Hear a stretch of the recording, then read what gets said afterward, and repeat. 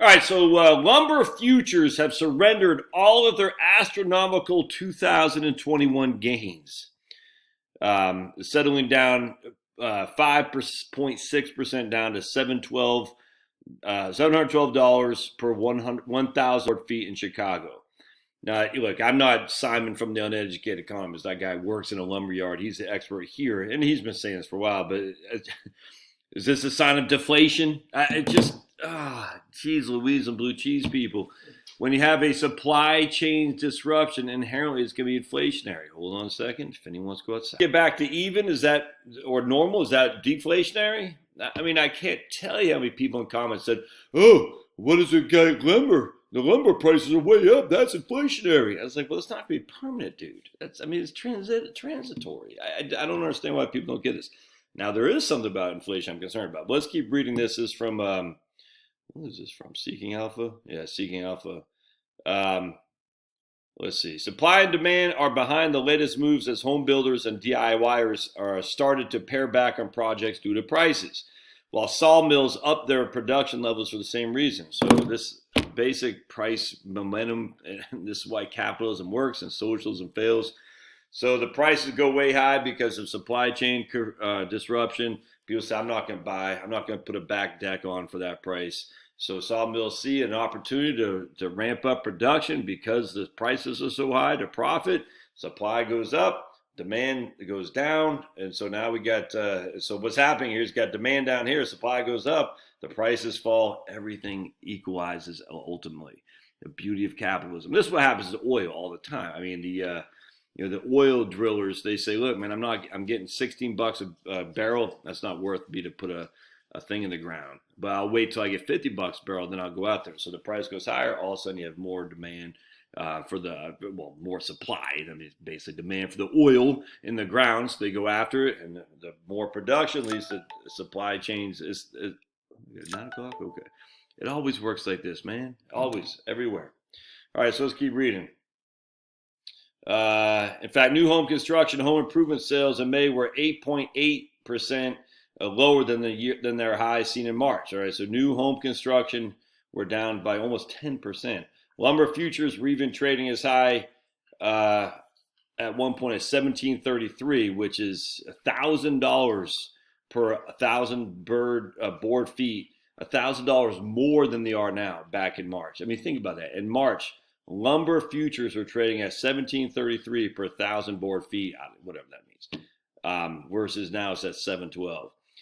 Some guy says, an economist, we could be in for a few more weeks of declines. Mill production is ramped up as the labor-related issues from COVID dissipate. There's a lot of inventory built up at the mills that has to clear. Wood has turned lower as wildfires rage, and rail cars are gridlocked in British Columbia, a major producing region. All right.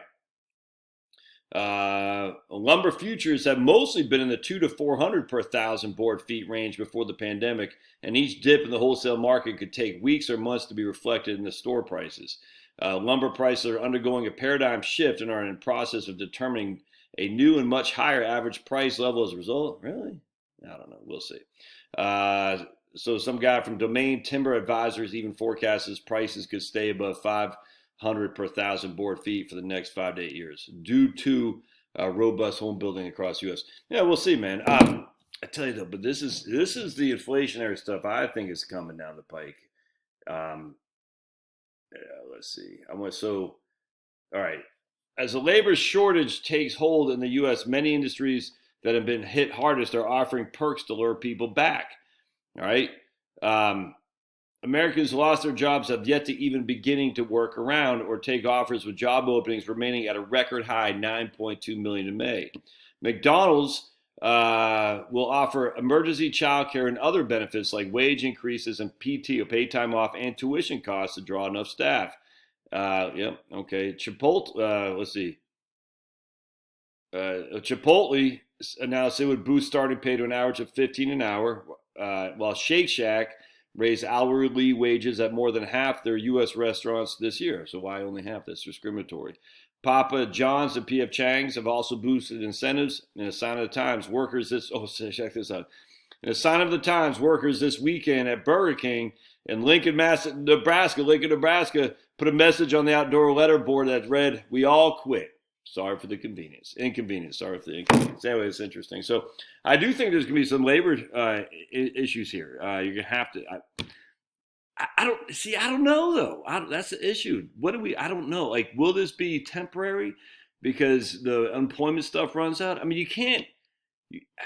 When the unemployment, you have to be looking for work to be unemployed or to claim unemployment. So I don't know. We'll see. But I think that's interesting that these companies are offering more salary increases. Man, more power to them. I got no qualm with that at all. They should be doing that. Look, the idea that there shouldn't be a market higher wages if you're making bank and you're the CEO of McDonald's, which we know they are, or Chipotle or Shake Shack or Costco, and you want to pay your employees more, I got no qualm with that. That's profits should go downstream too to the employees.